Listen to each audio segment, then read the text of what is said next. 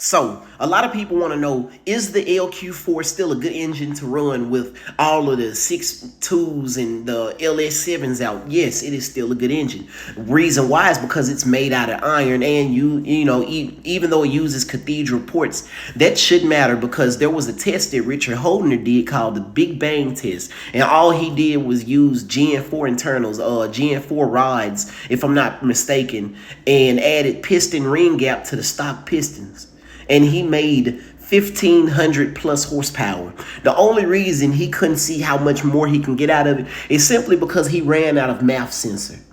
There are literally hundreds of combinations you can use with an LQ4. Like, you can keep the stock crank and go find some Gen 4 rods and pistons. Use milling high volume, high pressure oil pump, ARP head and main studs, a MLS head gasket. Man, you could cut the fuck up on a budget. But if you have the funds, I suggest you go through and build it. Hell, you can do a 408 stroker and make 600 horsepower naturally aspirated.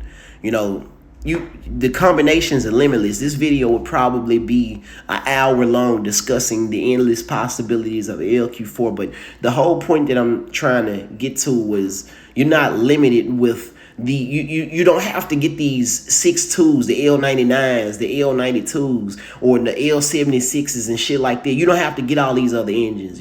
Sometimes all you need is a LQ4. Throw it in something like a Fox body, or hell, you can take the LS1 out of a C5 Corvette and drop a built LQ4 in there. I mean, all the sensors will pretty much hook up since they're both Gen 3 engines. It's been people that's done it. Hell, they've done LS3 swaps in C5 Corvettes, and that seemed to be like the cheapest, just budget-friendly Corvette that you can find, especially if you're trying to do something like go time attack or build a drag strip monster or build a drift car. Man, you have so many drift C5 Corvettes, it's not even funny. But I digress. I'm straying off course. Like, dude, just, follow your intuition. If you want to use the LQ4, do it.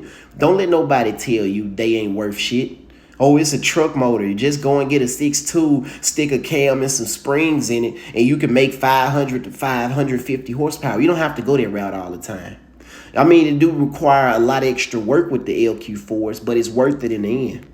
And if you're just trying to make about 500 horsepower, heads, good intake, a good cam and some springs and shit, and long tube headers, you got 500 or close to 500 horsepower right there, especially at the crank.